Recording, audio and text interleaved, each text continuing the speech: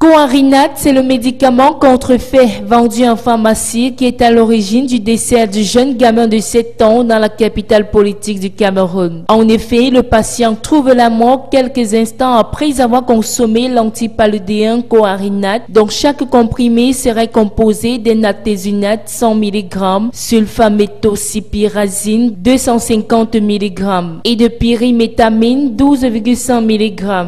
C'est une correspondance du laboratoire national de contrôle de qualité des médicaments et d'expertise en abrégé l'ANACOM qui dévoile l'information sur la qualité mortelle du médicament. Dans un document, le laboratoire révèle dans un premier temps l'incident qui a causé la mort du petit ange Gabriel Zana, puis il est clairement évoqué les investigations menées sur la composition du produit incriminé ainsi que sur la recherche des informations sur le statut du Coarinate d'homologation. Il ressort que ce médicament qui a malheureusement conduit Ange Gabriel Zana tout droit dans la tombe figure sur une liste de médicaments officiellement interdite au Sénégal en août 2012 parce que listée comme étant l'une des principales causes de l'insuffisance rénale qui gagne notamment du terrain dans ce pays. Comment comprendre qu'un médicament interdit dans un pays africain puisse se retrouver en vente dans les pharmacies camerounaises? Ces situations seraient-elles dû au laxisme des pouvoirs publics dans un domaine aussi sensible que la santé, en commençant bien évidemment par le ministère de la Santé publique, ou alors est-ce l'incompétence des pharmaciens? En tout état de cause, le fait est acté et chacun à son niveau de responsabilité doit en tirer les conséquences et en assumer les responsabilités.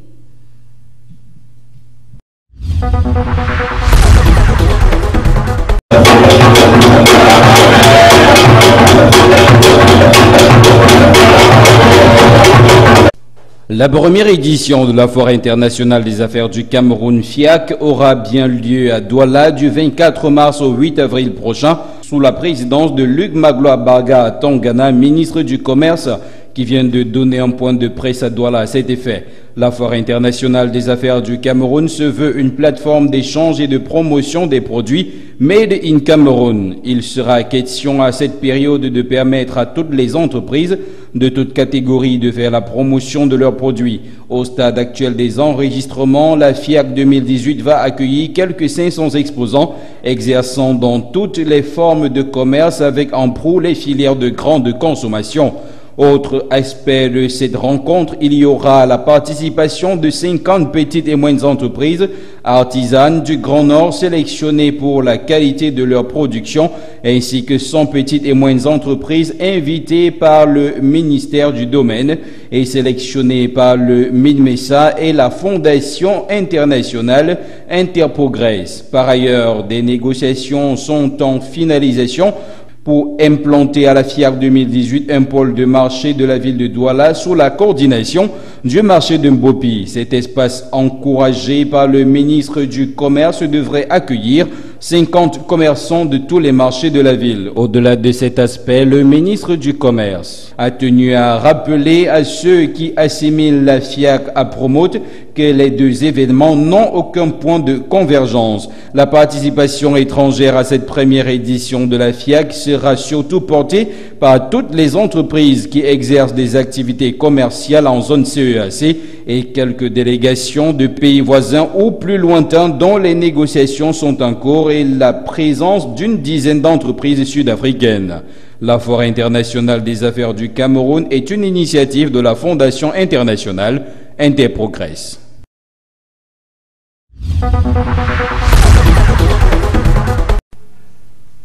La consommation des stupéfiants en milieu scolaire va grandissant dans la société. C'est fort de ce constat que le Comité national interministériel de lutte contre la drogue, par la voix du gouverneur de la région du littoral, Samuel Ivahadiboa, a procédé ce jeudi 1er février au lancement officiel au niveau régional de la campagne de sensibilisation des jeunes. L'objectif est d'éradiquer ce fléau social. C'est le lycée bilingue de Newbel qui a servi de cadre à cette cérémonie. Cette opération qui porte sur la sensibilisation des jeunes sur les méfaits de la culture, la commercialisation et la consommation du cannabis et autres stupéfiants en milieu scolaire a rassemblé les autorités administratives, les hommes de médias ainsi que tous les lycées de la ville de Douala. Selon les statistiques révélées par le gouverneur de la région du littoral dans son propos liminaire, 60% des jeunes âgés entre 20 et 25 ans ont déjà consommé au moins une fois un stupéfiant et 12 millions de jeunes scolarisés âgés de 13 à 15 ans consomment du cannabis. Ce combat va s'étendre dans toutes les régions du territoire national. C'est tout simplement pour dire qu'il ne s'agit pas d'un phénomène régional, c'est un phénomène national et nous devons ensemble combattre pour l'éradiquer. S'agissant des raisons qui poussent ces jeunes à consommer du cannabis, plusieurs éléments peuvent être pris en compte. La curiosité, le mimétisme, l'ennui, l'absence d'un encadrement familial adéquat et la liste est loin d'être exhaustive. Parfois, pour fuir les contraintes de la vie en société, ils se mettent à consommer ces drogues et ne prennent pas toujours en compte les risques que cela comporte. Les méfaits sont nombreux. Scolarité perturbée, échec scolaire et autres difficultés à s'intégrer en société. Autant de mots qui ne sont pas tombés dans les oreilles des sourds. La drogue a non seulement des effets néfastes sur nous, et aussi elle réduit nos capacités intellectuelles, nous freine aussi dans nos études parce que lorsque nous consommons la drogue, il y a beaucoup de choses que nous ne parvenons plus à faire. Et nous ne parvenons pas à nous contrôler parce que c'est un truc que lorsque tu as commencé, il est très difficile. Par ailleurs, le délégué régional de la santé publique pour le littoral a invité les parents, tuteurs, amis et encadreurs à plus de vigilance et a recommandé de transférer auprès des psychiatres toute personne présentant des troubles neurologiques ainsi que celles n'exprimant aucune émotion face aux événements qui les entourent ou encore présentant des sueurs froides pour ne citer que cela. Vivement que la lutte contre les stupéfiants en milieu scolaire ne s'arrête pas à la simple sensibilisation le temps d'une journée.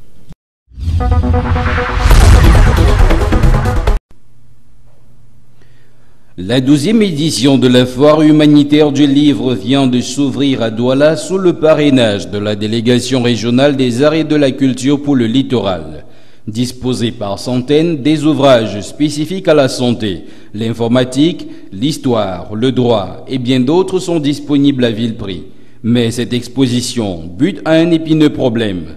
La société africaine et camerounaise en particulier est actuellement divisée en deux classes. D'un côté, les ennemis de la lecture et de l'autre, les consommateurs de documents au rang desquels élèves, étudiants, enseignants, chercheurs, journalistes et bien d'autres. Pour ces derniers, le livre reste et demeure, jusqu'à preuve de contraire, l'une des poutres porteuses de l'éducation, sérieusement influencée par les mutations de l'environnement socio-culturel. En moins d'une décennie, la numérisation des documents est passée à une vitesse exponentielle. Téléchargés parfois depuis des serveurs et stockés sur des téléphones, tablettes ou ordinateurs, ils sont de moins en moins encombrants. Aujourd'hui, nombreux sont les abonnés des cours en ligne avec des écoles d'un autre genre comme l'Université virtuelle africaine. Ici, tout se fait sur des ordinateurs et les supports physiques ne sont que de second ordre. Voilà qui explique le désintérêt des consommateurs de documents à ces piles de papier. Or, il est une vérité, en dépit de la rareté des bibliothèques, les documents numériques n'auront jamais la même valeur que les supports matériels, puisque leur durabilité, leur inaltération de la vue contrairement aux écrans, la facilité de repérage des pages, leur flexibilité et leur parfum constituent des atouts irréfutables. Pour le plaisir ou pour l'instruction, pour l'aventure ou pour la réalité, le livre constitue un véritable allié, que ce soit au chevet du lit, sur un bureau ou dans une bibliothèque. Le livre, omniprésent sur les plateformes culturelles, bien que n'étant pas l'apanage de certains, reste l'une des sources capitales d'information et des initiatives qui en font sa promotion et l'amour de la lecture viennent rappeler justement que sa valeur ne saurait s'altérer.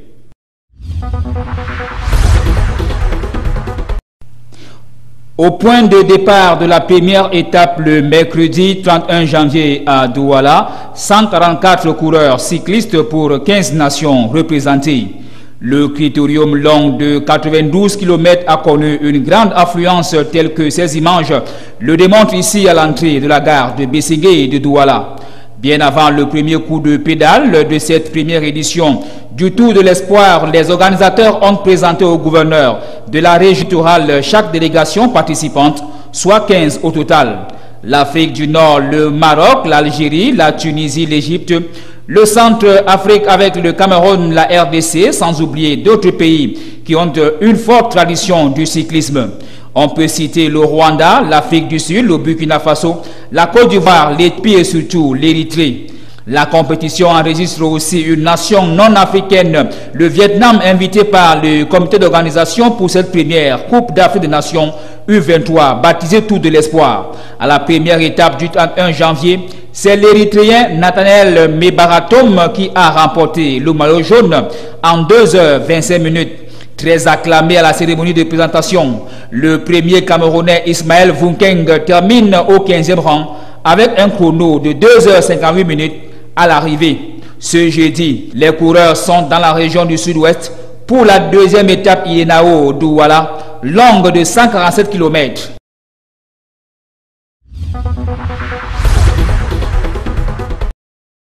Parmi les sujets importants de la réunion du comité exécutif de la CAF qui se tient ce 1er février au Maroc, il y a le rapport de la récente mission d'inspection des infrastructures sportives, hôtelières et aéroportières de la Coupe d'Afrique des Nations au Cameroun en 2019. Le Cameroun prendra part à l'Assemblée générale de la CAF le 2 février, présidée par le patron de l'instance fêtière africaine de football.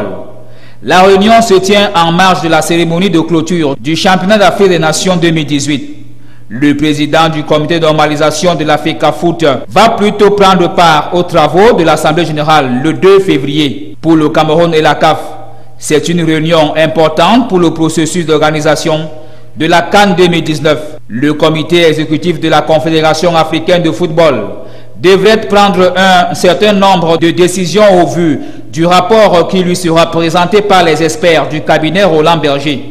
Le Cameroun est-il sur la bonne voie dans le cadre des préparatifs en termes d'infrastructures pour la Coupe d'Afrique des Nations 2019? La question serait au cœur d'un désaccord entre le président de la CAF et la récente mission d'inspection qui a séjourné au Cameroun. Selon certaines indiscrétions, Hamad serait toujours déterminé à retirer au Cameroun l'organisation de la Coupe d'Afrique des Nations 2019. Et pourtant, les mêmes indiscrétions renseignent que les experts de la CAF et ceux du cabinet indépendant Roland Berger sont confiants que le pays serait apte, à condition que le comité local d'organisation respecte non seulement les observations à lui formuler, mais également le délai de décembre 2018 pour la livraison des infrastructures en cours de construction ou en réhabilitation. L'équipe conduite par Ismaïl Wali va présenter son rapport au comité exécutif de la CAF ce 1er février au cours de la réunion du comité. Mais plusieurs membres de l'Assemblée générale pensent que le sort du Cameroun ne peut être scellé pour la simple raison que d'autres missions d'inspection plus importantes sont annoncées et que le Cameroun n'a rien à craindre.